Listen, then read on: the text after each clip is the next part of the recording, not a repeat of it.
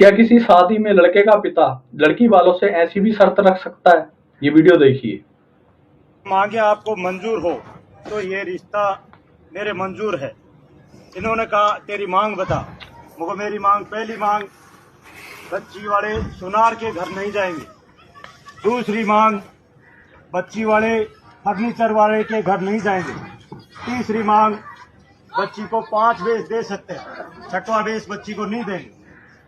चौथी मांग, बारात के अंदर 30 आदमी आएंगे, इससे ज्यादा आदमी नहीं आएंगे। खाने के अंदर 5 आइटम रखे जाएंगे, उसमें दाल, रोटी, सब्जी और एक मिठाई। इन आइटमों में से आप कम कर सकते हो, इससे ज्यादा नहीं कर सकते। अगर ये चीजें आपको मंजूर है तो आज आपकी सगाई होगी। इन्होंने कहा मेरे को मंजूर है। मुझे आपको तो मंजूर है, पहले आगे बातचीत कर लो। तो जो सगी साथ है हमारे, वो भी बहुत हिम्मत वाले हैं। उन्होंने कहा मेरे को मंजूर है। मुझे बहुत खुशी हुई उनके ये शब्द सुन के, मुझे बहुत खुशी हुई। मैंने कहा आज इसकी सगाई हो गई। अब जब आप बताओगे कि एक तारीख जिस दिन हम बारात लेके आ जाएंगे, सगाई को 4 साल हो गए।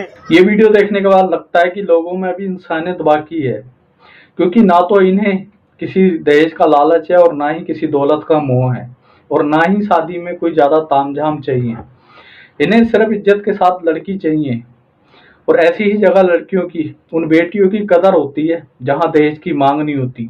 इसलिए बेटियों के पिता को भी ये याद रखना चाहिए कि जहां तुम बेटी की शादी कर रहे हो, अगर वहां दहेज की मांग की जा रही है तो वहां बेटी की शादी ना करें, क्योंकि वहां बेटी से नहीं, वहां दहेज के लिए शादी की जा रही है। और वहां आप अच्छी तरह जानते हैं कि बाद में, शादी के बाद उन बेटियों के साथ क्या होता है। और जहां दहेज नहीं मांगा जाता, अगर वहां तुम बेटी की शादी करते हो उसके बाद भी तुम दहेज अपनी मर्जी से बनाकर देते हो, तो वहां बेटी की भी कदर होती है और तुम्हारे दिए गए उस दहेज की भी कदर होती है। इसलिए ये बात हर पिता को याद रखनी चाहिए, हर पिता को ध्यान रखनी चाहिए। आपकी क्या राय है कमेंट बॉक्स में जरूर बताएं। धन्यवाद।